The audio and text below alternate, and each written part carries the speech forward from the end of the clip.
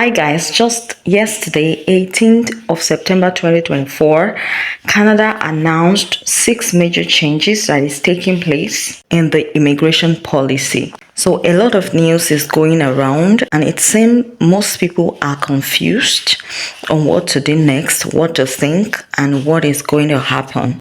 So that's why I think I should bring this video to you just to clear your doubts and so that we can review this together for you to have a better understanding of the implication of these policy changes. So the government of Canada had been able to compile the major changes that is going to take immediate effect, and we are going to be looking at it together one after the other. And at the end of the video, I'm going to be giving you a honest review on whether you should keep pursuing your immigration dream to Canada or probably you should look out for other countries.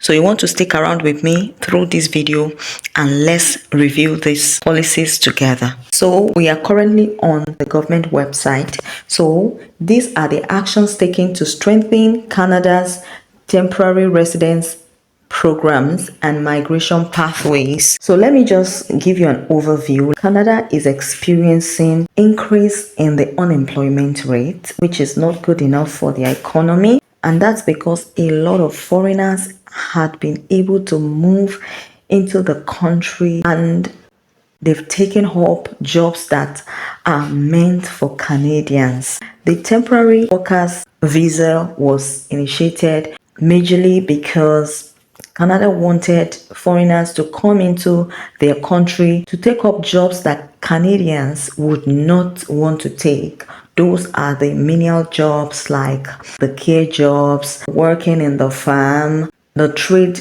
occupations such as carpentry, mechanic, and all of those jobs that are not very attractive. When pandemic came, it triggered it and Canada had to lower the requirements to bring in temporary foreign workers because they needed more workers to fill in job shortages that they were having. But a lot of employers in Canada took advantage of that and they began to hire foreign workers instead of Canadians to fill in their job vacancies. For instance, they are able to recruit foreigners, to take up jobs even with minimum wage. So they are able to get cheaper labor from the foreign countries. And it's currently affecting the country as it is right now. And so in order for the government to respond to this crisis, they have to cut down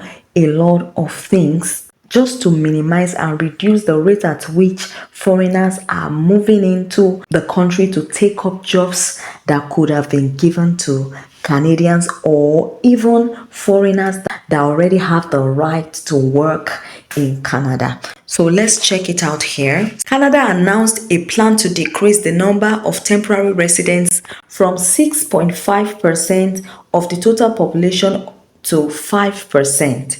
Over the next 3 years, including temporary foreign workers and international students. So overall, Canada has decided to reduce the number of temporary residents from 6.5% of the total population to 5%. So they are only cutting out 1.5% of the temporary residents. So it's not as blown up as a lot of people are making it look like. So this includes the temporary foreign workers and international students. So in order for Canada to be able to achieve this main goal of reducing the temporary residents from 6.5% to 5%, Canada has decided to reform their immigration policies, and that's what we'll be going through right now. So one of the measures Canada had taken to reduce the influx of temporary foreign workers is the cancellation of visitors to worker public policy. So you can no longer, convert your visitor's visa to work permit like, a lot of people actually benefited from in the past. So Canada had discovered that a lot of people are coming into Canada as visitors and they've been able to convert their visitors' visas to work permit. So that right now had been cancelled. So now coming to international students. So for as many of you that are willing to move to Canada via the study route, this is just to get you informed on the new changes that have occurred for the study permit.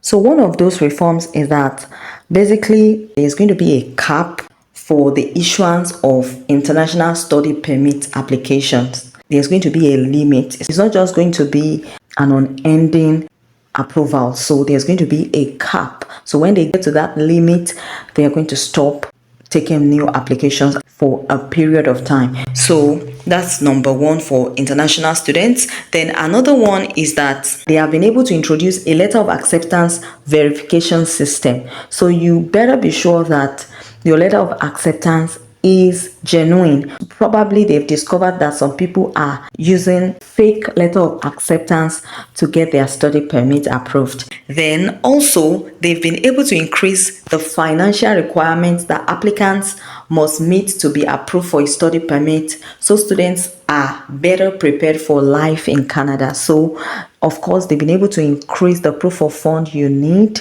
from 10,000 Canadian dollar to 20,000 Canadian dollars, so as to reduce the number of people that can meet up with that financial obligation. That's another way to cut down the number of international students that are moving to Canada. Another one is to limit the open work permit eligibility for spouses of students to only those situations in which the principal applicant is in a master's, doctoral, or professional degree program, or part of the Francophone minority community student pilot. So initially, as a student, even if you're going for your BSc, you can apply for spousal work permit, but it has now been limited to only applicants that are studying master's, doctoral degree, or even professional degree. If you are an undergraduate student in Canada, you can't bring your spouse. So you want to look out for a master's program if you are married. So another one that is very important, this particular one has not been effected, but they are still in the process. In Canada, as an international student, you can work for 20 hours. Right now, Canada is working on reducing the number of hours you can work as an international student in Canada. So that's going to have a lot of effect on international students because your survival is going to be daunting. Canada has not passed this new policy yet, but they are working on it.